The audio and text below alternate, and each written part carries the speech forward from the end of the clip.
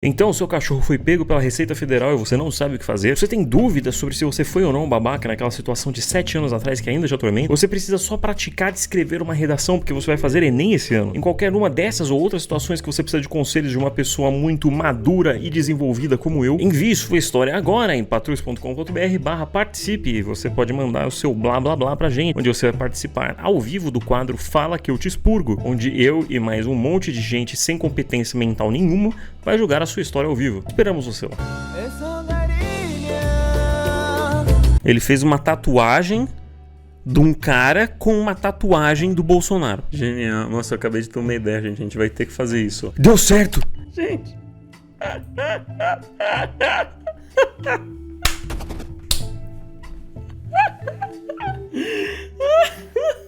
Mano, eu podia fazer isso no Photoshop, mas eu falei, mano, eu não vou. Essa piada não vale a pena. Ah, vocês queriam ver o do Gemini, mano? O do Gemini ficou assim. Ficou uma bola, ele colou o cara assim. O diabo tem medo dessa imagem. Agora alguém tem que ir lá no Twitter, pegar a imagem, deu com a tatuagem do cara com a tatuagem do cara com a tatuagem do Bolsonaro e mandar a IA fazer ele ter uma tatuagem, deu com a tatuagem do tatuagem que vai fazer na Inception. Ai, dito isso, gente, vamos ver Seijin, vai? Vocês me perguntaram muito minha opinião sobre Backrooms. E minha opinião sobre Backrooms era que é um filme. Definitivamente é um filme. É um filme, assim, muito bonito, com uma trilha sonora muito boa, por sinal, né? Uma ambientação sonora muito boa. Temperatura máxima, sim, velho. É o primeiro filme do diretor, né? Não, então. Tipo assim, porra, a ambientação e as trilhas e o caralho a quatro, porra, do caralho, assim, sabe? Mas o filme em si é esquecível. Visualmente ele é muito bonito. Eu achei ele visualmente muito icônico, tá ligado? Não quero tomar spoiler. O filme é de 2 meses atrás, você não viu ainda, velho. Backrooms não é assustador. É engraçadíssimo. Seijinho. Vamos lá. Ultimamente eu estou tendo muitos problemas com filmes de terror, porque antigamente os vilões eram monstros irados, fantasmas assustadores, demônios gulosos.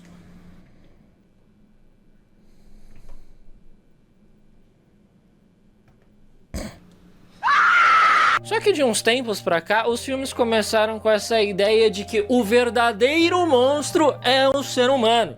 Como se eu já não soubesse disso. Eu assisto filme de terror exatamente pra esquecer que o ser humano é o problema da humanidade. Como se isso já não bastasse, agora nós estamos indo um passo além e agora o verdadeiro monstro é uma sala amarela. Esse é o monstro agora. Na verdade, actually, no filme, o verdadeiro monstro é, na verdade, uma manifestação do cara, né? Então, o verdadeiro monstro é a humanidade. A sala amarela é apenas um ambiente que potencializa isso. Antigamente a gente tinha medo de palhaço assassino e agora a gente tem medo de um imóvel. O que faz um pouco de sentido levando em consideração o preço do aluguel. Porém, o Backrooms do filme Backrooms é um lugar extremamente legal. Nada assustador. Eu tranquilamente... O título em português é Um Não Lugar. E não lugar é um conceito muito avançado de psicologia, sei lá, design, sei lá como que é. E tipo assim, depois que eu descobri isso, eu fiquei, caralho, velho, que escolha do caralho de palavras, tá ligado? Viveria num lugar como Backrooms. E é exatamente isso que nós iremos analisar hoje. Então, venha comigo. Clark é o dono de uma... Ele sem uma sobrancelha... Pera, ele tá sem uma sobrancelha? Não, gente. Então venha comigo. Clark é o dono de uma loja de móveis chamada Império Otomano do Capitão Clark. Sim, parece que ele sorteou palavras na hora de escolher o nome da própria loja dele. Só não é pior que uma loja de móveis se chamar Madeira e mal tem madeira nos móveis de lá. Isso é um ponto também, tá? É tudo MDF. E MDF, eu não sei se você sabe, é tipo 5% madeira e 95% farofa yoki. Quando eu falo... mas assim, dá pra fingir que é madeira ainda, tá ligado? Aliás, uma história curiosa, né? Tipo, coisas de madeira são cada vez mais difíceis de ter, né? As coisas são cada vez mais de MDF e feitas pra não durar, né? Que uma coisa muito louca que aconteceu é, tipo assim, acho que uns 2 anos atrás meu pai tava reformando um sabor madeira, um apartamento que era da minha avó, né? E as portas são de madeira maciça, só que elas estão velhas, surradas e não sei o que. E eu perguntei, você não vai trocar essas portas? Ele falou, não, é de madeira maciça. Eu falei, tá, e daí? Ele falou, procura o preço de uma porta de madeira maciça. Aí eu fiquei tipo, tá. Passa uma lixinha aí, pinta de novo por cima, vai ficar maravilhoso. faço feijoada e eu esqueço de comprar farofa, eu vou lá e raspo um bitelinho assim do meu hack que veio da madeira. Bom, e não é de se surpreender que a loja de móveis do Capitão Clark está enfrentando diversos problemas financeiros. A loja não tem um único cliente, mesmo eles vendendo pra quem tem nome sujo, ou seja, nem caloteiro tá querendo dar golpe nessa loja, e todas as contas estão atrasadas, principalmente a conta de luz, que está vindo excepcionalmente alta, como eu. E como se isso tudo já não bastasse, o Clark também acabou de se separar da sua ex-esposa Bárbara. Não acabou não, eu acho que fazia um tempo já. Ele tá num ciclo de luto, assim, eles se separaram faz um tempo já, pelo que dá a entender. Agora ele está se consultando com uma psicóloga chamada Doutora Mary, que ajuda ele a enfrentar esses problemas de afastar as pessoas e um pequeniníssimo mínimo problema que ele tem com o álcool. Mas a Doutora Mary tem uma abordagem excepcionalmente esquisita pra tentar ajudar ele a resolver os problemas dele. Ela sugere que eles façam uma encenação, um roleplay do dia em que o Clark se separou da esposa dele. Pois é, tanto RPG legal aí pra você jogar, eles querem jogar RPG de divórcio. RPG de divórcio é foda. Ai, caralho. Eu trabalhei em marcenaria de madeira maciça e realmente os móveis eram caros. A gente fazia guarda-roupa, mesa, cômoda, tudo, inclusive carroceria de caminhão de boi. Caminhão de boi é o quê? Carroça? Carroça o nome disso, né? Que da hora. Bacana, velho. Não sabia disso, não. Ô, gente, eu não sei. Eu não tô vendo a sobrancelha dele. Vocês estão malucos, velho. Ao invés de ordem paranormal, é o ordem judicial. Você tem que rolar um D20 pra ver se a sua esposa vai conseguir ficar com a guarda dos filhos. E por mais divertido que seja jogar RPG, isso não ajuda nada o Clark a superar os seus problemas. Muito pelo contrário, ele fica com mais ódio ainda da sua esposa Bárbara. Porque o que aconteceu foi que eles brigaram por conta do Clark estar sempre chegando tarde em casa e ainda bêbado. E não faz o menor sentido ele chegar tarde em casa, porque novamente ele não tem um único cliente. E aí o Clark fica mais puto ainda, porque além de tudo, a Bárbara ficou com a casa que era dele. O advogado de divórcio do Clark rolou 1 no D20. E aí o Clark volta para o trabalho depois dessa maravilhosa sessão de RPG, e na tentativa de atrair mais clientes, o Clark chama sua funcionária Cat e o namorado dela, o Bob, para ajudar ele a gravar um comercial pra loja. E aí, meus amigos, você entende por que essa loja não tem um único cliente. O Clark grava esse comercial interpretando um personagem chamado Capitão Clark, que é basicamente um pirata. Se veste como pirata, fala como pirata, tem um papagaio, tem uma perna de pau, mas por algum motivo, ele é um sultão otomano, do Império Otomano. Faz todo sentido. E a cerejinha... Mas esse é o ponto, né? É buildar o personagem, tipo de... Olha, gente, como esse cara é um bosta. Olha como ele é um fracassado. O bolo é que no final do comercial ele vai se sentar numa cadeira e a cadeira simplesmente quebra sozinha, fazendo o tio Clark cair igualzinho um professor de geografia com labirintite. Mas pra você ver que o... não foi de biologia hoje. Não foi biologia, gente. Vocês viram? Não foi biologia, foi outro. Clark vende apenas os móveis da pior qualidade possível. E olha que esse filme se passa nos anos 90, onde os móveis ainda eram feitos de madeira. Hoje em dia você vai comprar um móvel e ele já vem com o aviso: alérgicos, atenção, pode conter madeira. Em seguida, vem um eletricista na loja pra tentar descobrir por que a conta de luz tá vindo tão alta. Mas ele não descobre porra nenhuma. Ele diz que está tudo normal, a única coisa estranha é que no quadro de luz tem uma série de interruptores vermelhos que estão na diagonal. E eles não parecem estar conectados a nada, porque ligar ou desligar esses interruptores não faz nada. E aí o eletricista simplesmente vai embora. Ele diz que não encontrou problema nenhum, mas ele nem procurou nada. É óbvio que você não vai encontrar nada. Como pode o Clark, o pior... O Seijin tá com uma perna de pau, né? Ele tá pulando de um lado pro outro, ele tá com uma perna de pau, né? Aguardem, até o fim do vídeo ele vai aparecer com uma perna de pau. Vendedor de imóveis da história ter contratado o pior advogado de divórcio da história, a pior psicóloga da história, o pior eletricista da história. Se você pedir pro Clark escolher os melhores... É porque ele tem a pior loja de imóveis da história também, né? Ele só tá... mantendo o legado vivo. Jogadores de futebol que ele encontrar, ele vai montar o atual elenco do Corinthians. E aí, sem ter resolvido problema nenhum, coisas bizarras continuam acontecendo na loja. Tipo, as luzes da loja ficam piscando igual o seu brioco quando você tá tentando espremer a última gotinha de xixi. E isso acaba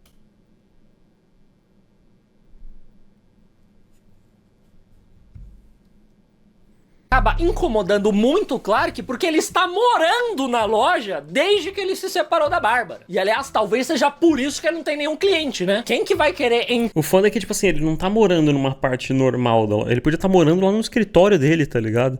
No depósito, que é no porão, né? Que é tipo uma outra área. Não, ele tá literalmente dormindo na vitrine. Entrar na casa de uma pessoa e sair comprando os móveis usados dela. Sofá todo peidado já. E aí o Clark não consegue nem assistir TV, porque às vezes a TV dele simplesmente troca pra um canal exibindo uma câmera de segurança que mostra um quarto amarelo vazio. Parece muito o quarto que o MrBeast colocaria uma pessoa presa ali dentro durante 60 dias pra ela ganhar 10 mil reais. Mas o Clark fica de saco cheio disso, ele desce no andar de baixo da loja, vai mexer no quadro de energia, só que ali na parede do lado ele nota que existe uma pequena frestinha por onde está passando um pequeno feixe de luz. Ele encosta nessa parede, na verdade ele se apoia nela e ele atravessa a parede igual a Lince Negra do X-Men se ela tivesse problemas com álcool. E aí, meus consagrados, o Clark vai parar num lugar excepcionalmente extraordinário. Ele não sabe ainda, mas é um lugar chamado Backrooms, que obviamente fica em outra dimensão. É um lugar excepcionalmente amarelo, tipo, muito amarelo mesmo. Parece até o México quando ele é retratado por filmes de Hollywood. E ele também é excepcionalmente imenso e vazio. Parece até a cabeça de um jogador de Overwatch. Então, como que eu vou ter medo?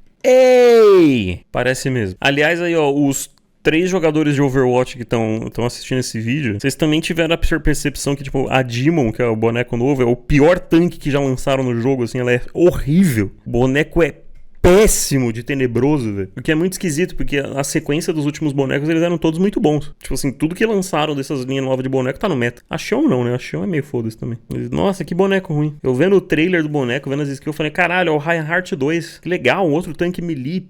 Porra, bacana. O boneco é tenebroso de ruim, velho. Você ulta com ela, nem parece que você ultou, velho.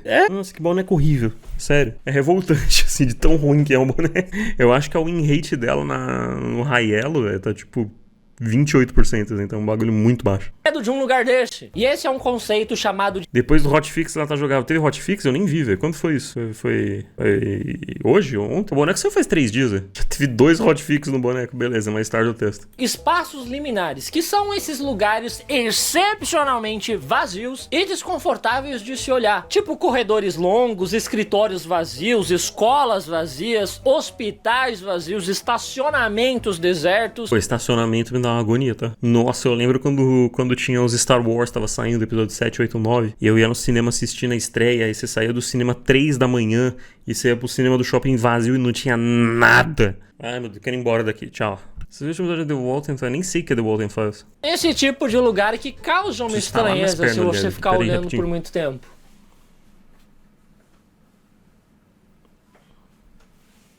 Mas eu particularmente não acho isso medonho também. Pra quem cresceu em São Paulo, onde é tudo cheio para um caralho, encontrar um lugar vazio desses é tipo achar Gatorade no deserto. E outra coisa, como é que eu vou ter medo de um lugar vazio? Não, mas justamente por tudo ser grande e cheio pra caralho, encontrar um lugar vazio desses é desconfortável, tá ligado? Parece que alguma coisa tá errada.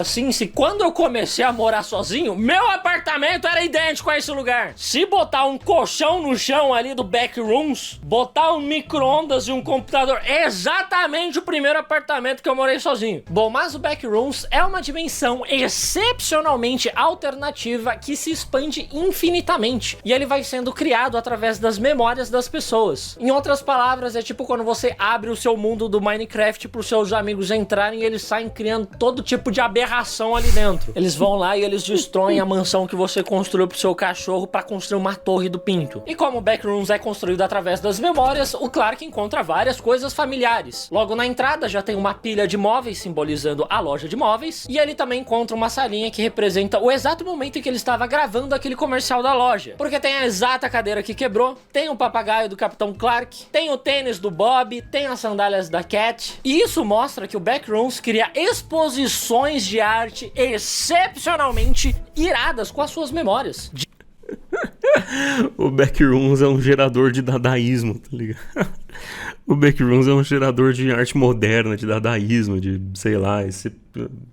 Não sei o nome de banana na parede, tá ligado? Dignas de estarem expostas no MASP. Muito provavelmente a sua memória de ter se cagado na sexta série, causando um dos maiores traumas da sua vida, iria virar uma linda varanda gourmet no Backrooms. Daí o Clark também encontra numa passagem secreta uma bolsa escondida contendo disquetes, fitas e um crachá de um funcionário da Async, que é a empresa responsável por ter criado ou ter descoberto o Backrooms. Aliás, que não vai ter importância nenhuma no filme, porque é meio que uma continuação da websérie. Mas esse funcionário morreu no começo do filme explorando o Backrooms. Só que isso não tem importância nenhuma. Nada do que o Clark encontra nessa bolsa ajuda em porra nenhuma. Nem mesmo... É verdade, ele achou todos esses documentos, ele não lê, ele não toca os vídeos. Agora que eu parei pra pensar, isso aí é muito irritante, velho. Porra, era pra ter um puta lore descoberta, investigação, ele nem encosta nessa bolsa. Crachá do funcionário. Normalmente em filmes ou em jogos, um crachá de um funcionário serve pra você desbloquear uma nova pra ter gancho pro filme 2, mas é um gancho que ninguém nem vai lembrar que teve. área, avançar na história. Até mesmo na vida real, você usar o crachá de um funcionário pra bater ponto falso na empresa serve pra você desbloquear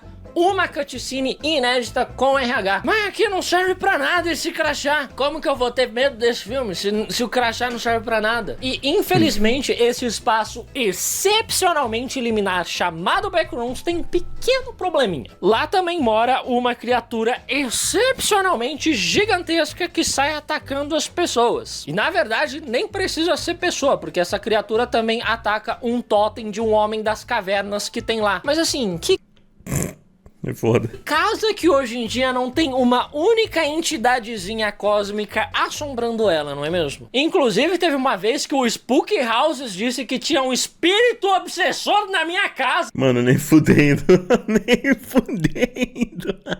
Acredito que deveríamos ir na casa do Seijinho mostrar os fantasmas que estão atrás dele.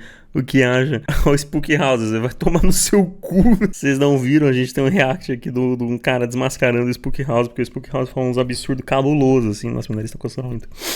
Atrás de mim enquanto eu gravava vídeo, e eu até me mudei por causa disso. Eu espero muito que ele não tenha mentido sobre isso, porque foi o principal motivo de eu ter me mudado daquele lugar e eu gostava dele naquele lugar. Daí o Clark, ao escutar essa criatura se aproximando, sai correndo pelo caminho de onde ele veio. Ele volta para a nossa realidade, mas ele imediatamente retorna ao Backrooms, só pra pegar um banquinho que tinha ali no Backrooms e voltar pra loja de móveis. Sim, o cara voltou para o lugar onde ele estava sendo perseguido por uma entidade cósmica assassina só pra pegar um banquinho. E pra mim é...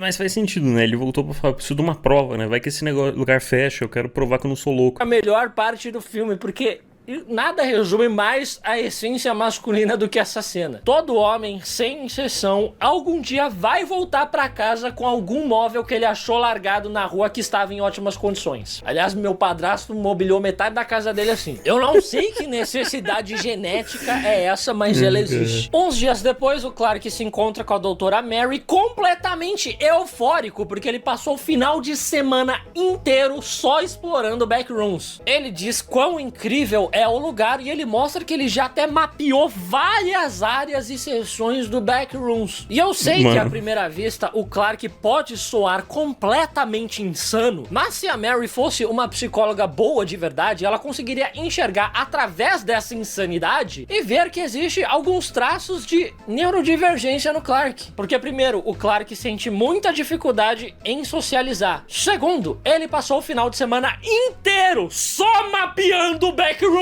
Ele claramente tem um hiperfoco ali. Tudo bem que o Clark é formado em arquitetura, ele já tem um interesse pela parada, mas eu acho que ele nem foi trabalhar nesses últimos dias. Aliás, neurodivergentes não diagnosticados, não tratados, podem acabar abusando de substâncias como álcool, por exemplo. Caralho, velho, eu vim ver um vídeo de Backrooms e agora eu tô saindo com o Seijinho falando que o protagonista é autista, velho. Mas é uma insanidade, né? que é o caso do Clark. Mas a doutora Mary novamente se mostra uma pessoa completamente inapta a exercer a sua profissão e ela apenas fica muito cética em relação às coisas que o Clark tá dizendo pra ela. E aí ele diz que vai voltar com provas de que o Backrooms é real e ela vai ter que pedir desculpas pra ele. Daí o Clark chama a Cat e o Bob pra explorar o Backrooms e filmar essa grande aventura. Os caras doidinhos pra virar found footage. Eles entram no Backrooms e o Clark amarra o Bob com uma corda pra ele conseguir descer por uma passagem bem apertada e íngreme e chegar numa sala cheia de roupa suja e lixo. Sim, pra você chegar na lavanderia do Backrooms, você tem que fazer um divertidíssimo rapel integrando o lazer às tarefas domésticas do seu dia a dia. Lá embaixo, ele tem um ponto, ele tem um ótimo ponto. o Bob encontra uma cópia exata da sua própria camiseta, porque pelo visto o Backrooms faz cópia das suas roupas. Inclusive estou vendendo várias camisas de time 100% originais ali do Backrooms. Quem tiver interesse. Vendendo várias camisetas do Backrooms aqui. Só que aí o Bob começa a ser perseguido por aquela criatura excepcionalmente alta e assombrosa e pede pra eles puxarem a corda de volta. O Clark e a Cat puxam ele de volta, só que a criatura puxa o Bob de volta também. E aí... É verdade, eu esqueci disso. Meio que é devorado. Um terrível accident que poderia acontecer em qualquer espaço liminar, tá? A Cat sai correndo atrás do seu namorado, que provavelmente já tá morto, e o Clark corre pra outro lugar tentando encontrar uma saída. Ele entra numa sala que tem uma árvore de Natal no meio, e ele também encontra um rapaz muito simpático numa cadeira de rodas, com um abajurzinho igualmente simpático, provando de uma vez por todas que o Backrooms tem uma arquitetura acessível para pessoas com baixa mobilidade. E aí o Clark também encontra uma mulher ruiva usando roupas formais de trabalho e aí ele se assusta e sai correndo. Porque tudo que lembra trabalhar, o Clark tem pavor, né?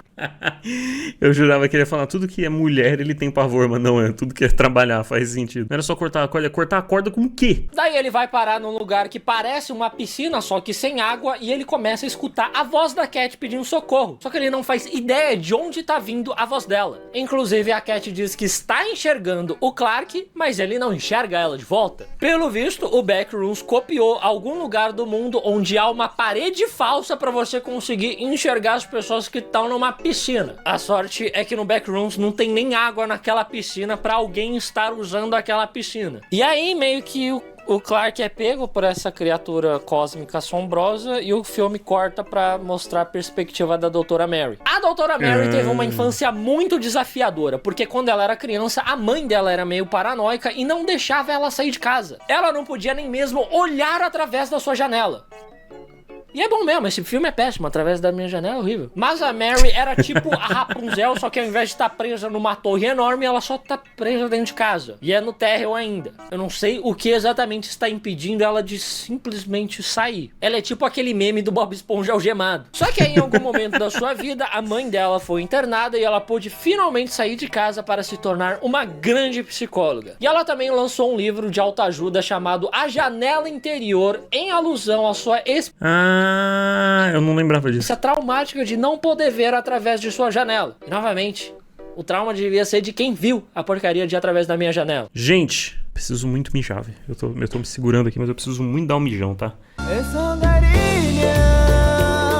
Vamos de volta à nossa programação aqui. Eu não troquei a tela, né? Desculpa, calma. Ô, Patrick burro. Desculpa, gente.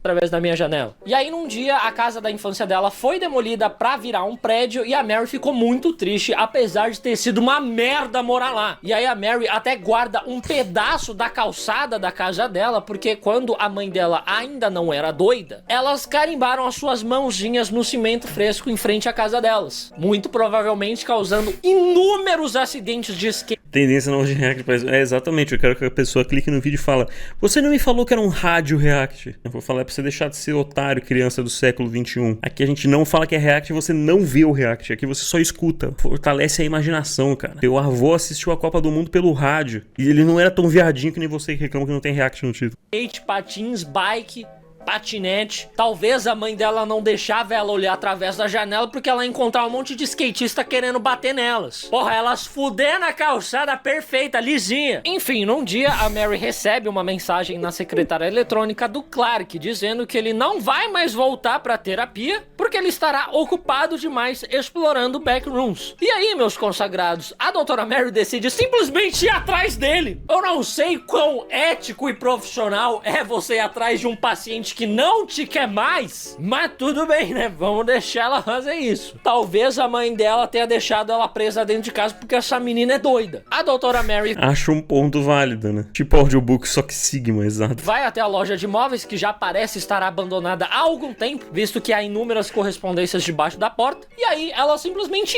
entra na loja, porque a porta está aberta. Mas se eu não me engano, isso é um mês depois, né? Alguma coisa desse tipo. Ah, eu não botei a câmera pra seguir minha cara, peraí. Está destrancada. E aí você começa a entender quão merda é essa loja, que ninguém tentou roubar móvel nenhum. A Mary encontra a entrada do backrooms, ela vê uma mosca atravessando a parede e decide entrar também. E muito provavelmente essa mosca é uma daquelas moscas que voam em cima da bosta, porque eu não sei aonde o Clark está cagando. A Mary entra no backrooms. Sim, a filha da puta entra em outra dimensão pra ir buscar um paciente que não quer ela mais. E ela encontra uma parede com desenhos excepcionalmente irados. Cara, eu queria que tivesse focado mais nesses desenhos, velho.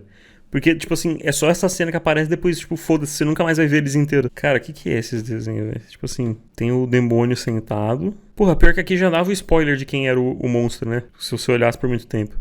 E aí tem uma janela. Floor plan change. Minha psicóloga não me mandou o meu laudo até hoje. Ela tá indo até o fim do mundo atrás desse cara que não quer pagar. Essa é a melhor profissional da área.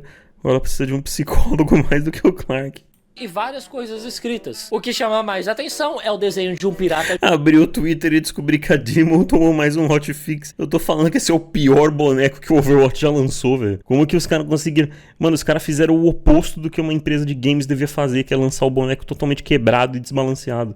Eles lançaram um boneco... Mano, a Demon é tão quebrada pra baixo que ela não agacha. Tá, não sei se vocês já jogaram de Demon depois que saiu. Ela não tem control, ela não agacha. O boneco é inagachável, porque ela é rebaixada. Gigantesco, segurando uma pessoinha pequenininha que está tentando atacar ele com um cabideiro. E tem uma janelazinha em cima. Eu acho muito legal quando nos filmes tem coisas desenhadas e escritas na paredes pra te ajudar a derrotar o vilão. Enquanto que aqui em São Paulo estou tentando entender até agora qual... Ela não é só a diva melee, não, ela é tipo a diva com voz menos irritante e mais gostosa, mas é só isso também, a boneca é horrível. Ela é horrível, o boneco é horrível. Desse grafite desse cara que parece o Oliver Tree comendo lamen do lado do salsicha chinês. Não, o Overwatch não foi ladeira abaixo depois que lançou o 2. Quando lançou o 2 pode ter ladeira abaixo. Mas no começo desse ano, quando eles removeram o 2 do título e decidiram fazer o jogo ficar decente de novo, tá do caralho, tá? Tipo assim, é o jogo que eu mais me divirto atualmente. Em seguida, o Clark encontra a doutora Mary e é engraçadíssimo que ele fica paradinho ali numa entrada, meio pra dentro, meio pra fora, parecendo uma criança indo avisar a mãe dele que ele acabou de vomitar no travesseiro inteiro. Daí eles escutam passos bem fortes vindo de longe e o Clark diz que são passos dele mesmo. E aí o Clark dá um mata-leão na doutora Mary, fazendo ela desmaiar. Pois é, né? Grande ideia de ir atrás do seu paciente maluco em outra dimensão. A Mary acorda presa... Você para pra pensar assim, essa aí é uma péssima psicóloga, tá ligado? Se ela tivesse só aceitado que tomou calote e seguido a vida... Nada disso teria acontecido. Uma cadeira sentada em frente a uma mesa de jantar e junto com ela está o Clark e outras pessoas. Que na verdade são cópias de pessoas. Um rapaz de camisa listrada, aquele rapaz excepcionalmente irado com seu abajur e uma mulher ruiva que parece muito a ex-mulher do Clark. E todos eles cheios de imprecisões. É como se o Backrooms tentasse se lembrar de como era a aparência dele, só que ele não lembra exatamente como era. Então eles acabam saindo desse jeito geometricamente mais divertido. Porque realmente... geometricamente mais divertido. Uma das partes mais difíceis de você tentar lembrar do rosto de alguém é tentar lembrar quantos narizes aquela pessoa tinha, quantas sobrancelhas ela tinha. O Clark explica que essas cópias não sentem dor, não sentem medo, não... Agora que eu vi que ele tá sem a sobrancelha, agora eu consegui ver. Não sentem nada. E é exatamente por isso que ele adora elas, porque ele pode simplesmente esfaquear eles. Nunca pergunte ao Clark como ele descobriu isso. E a melhor parte, segundo ele, é que essas cópias são excepcionalmente comestíveis. Nunca pergunte ao Clark como ele descobriu isso também. E aí, para provar o seu ponto, o Clark arranca um pedaço da barriga do... Mano, pra mim o tempo todo eu não conseguia ver, tipo... Tava aqui assim, ó. Aí ele levantou meio que assim, aí deu pra ver, tá ligado? E o bigode só de um lado.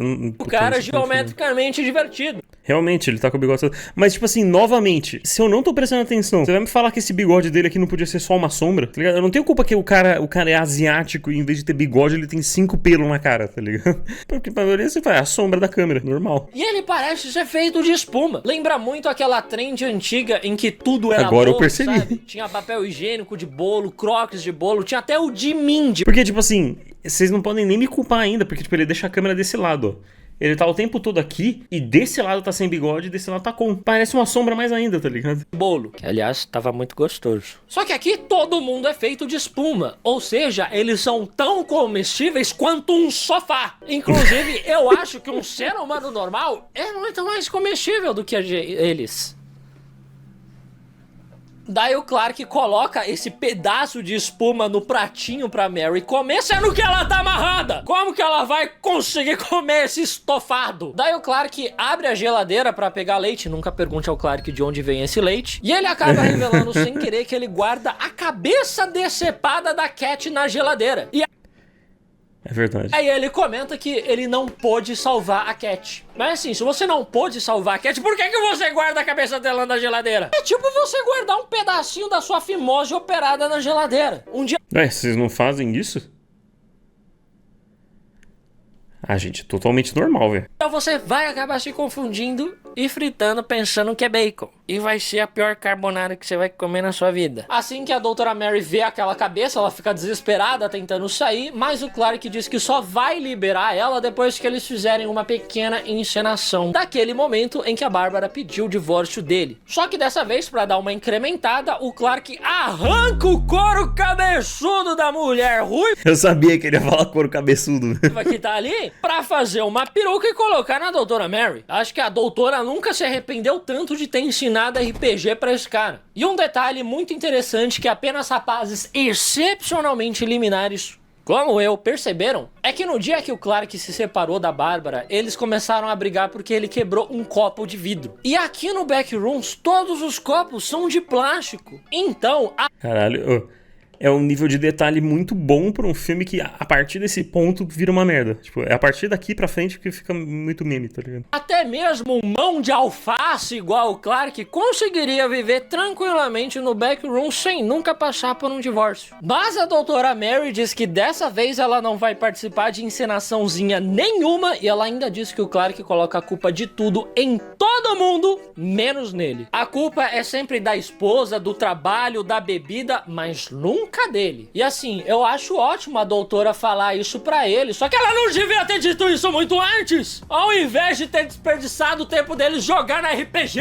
Só Talvez. agora essa desgraçada decidiu exercer a profissão dela. Daí o Clark pergunta pra ela como que ele faz pra parar desse jeito, e ela diz que ela não faz ideia, que ela é incapaz de salvar qualquer pessoa. Da mesma maneira que o Clark é uma péssima pessoa, ela também é uma péssima psicóloga. Só que assim, se ela já sabia que ela era incapaz de salvar qualquer pessoa, o que ela veio fazer aqui? Por que ela veio em outra dimensão tentar salvar o Clark? É validação. É porque ele é o único cliente, né? Na verdade, o que aconteceu é que, tipo, ela tinha acabado de chegar a carta com a fatura do cartão dela. Aí o Clark ligou, ela falou, caralho, eu preciso resgatar ele, senão meu nome vai pro Serasa. Se o Homem-Formiga tentasse salvar alguém do Homem-Tamanduá. E aí o Clark finalmente admite que ele nunca quis mudar de verdade. O cara tava indo na terapia fingindo que ele queria melhorar, e a terapeuta dele fingindo que tava querendo ajudar. Era o match perfeito. E aí ele diz que ele gosta muito de espaços excepcionalmente liminares, como Backrooms, e ele quer continuar morando ali. Não tem que pagar aluguel, os móveis são de qualidade, tem vários amigos, tem a peita do Coringão e vários outros modelos também. É do Brasa, Arsenal, várias peitas. É só me mandar DM. Camisa 120% originais do Backrooms. A Mary diz pra ele continuar ali, então, que ele seja feliz ali. Mas pra liberar ela, né? Soltar ela pra ir pra casa dela. Ele desamarra um dos braços dela, mas naquele mesmo instante, a cópia da mulher ruiva sai correndo e vai pro canto da sala e começa a bater na parede. Começa a gritar de desespero, querendo sair. Ela parece estar morrendo de medo. O que é um pouco estranho, porque o Clark acabou de dizer que eles não sentem medo. E ela parece estar morrendo de medo. É muita sem vergonhice, né? E aí surge o Capitão Clark, que é a cópia do Clark. E ao contrário das outras cópias que são bem precisas, o Capitão Clark é bem parecido com o Clark. Até mesmo a expressão facial de bunda dele tá igualzinho. A única diferença é que ele tem 2,30 metros, que dizem ser a altura ideal de um homem. CG só tem uma piada, velho, não é possível. Aí o Clark tenta acalmar a sua cópia, dizendo pra ele não atacar a Mary, porque ela aceitou eles do jeitinho bosta que eles são. Só que aí o Capitão Clark pega o Clark e come ele! E assim, o Clark nem pode reclamar muito, porque se o Capitão Clark está comendo alguém, é porque ele copiou esse comportamento do Clark, que fica comendo os amigos dele. Não... Cara, faz muito sentido.